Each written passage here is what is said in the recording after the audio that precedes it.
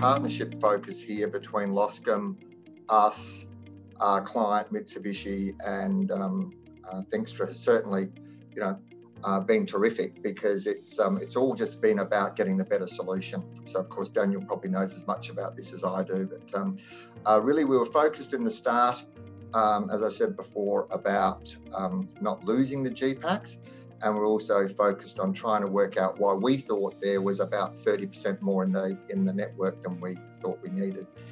So as we got started, as is typical with a lot of IT projects, we had to deploy for Mitsubishi without trackers on all the GPAC units, and pretty quickly, it was actually within 3 months, we'd lost 100 of them. So that was a pretty good effort, really. We just couldn't find these GPACs in the network. We didn't know where they weren't tracked.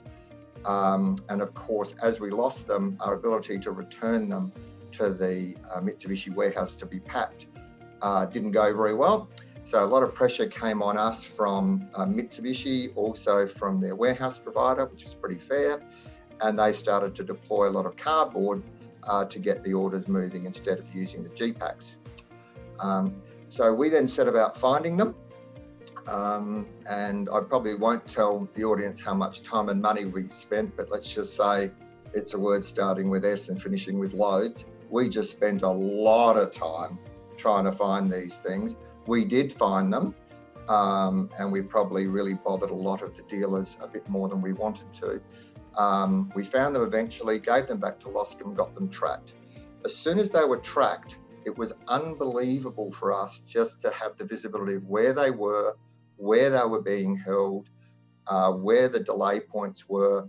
And all of a sudden we could get a scheduled return program, which we still use today, to make sure we've always got the GPAC sitting ready to go at the Mitsubishi warehouses. So I think the other thing we saw then is, as we got control, we could also see our GPACs moving through competitor networks. And that sort of happens in this game because a lot of people hire GPACs from Loscam and they all look a little bit similar.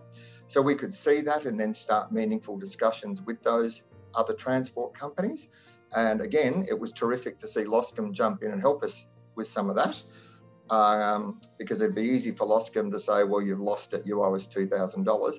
But instead of doing that, they did jump in and help us. And then we managed around month 10, so having lost 100 in month 3, by around month 10, we managed to de-hire the 30% we never thought we needed.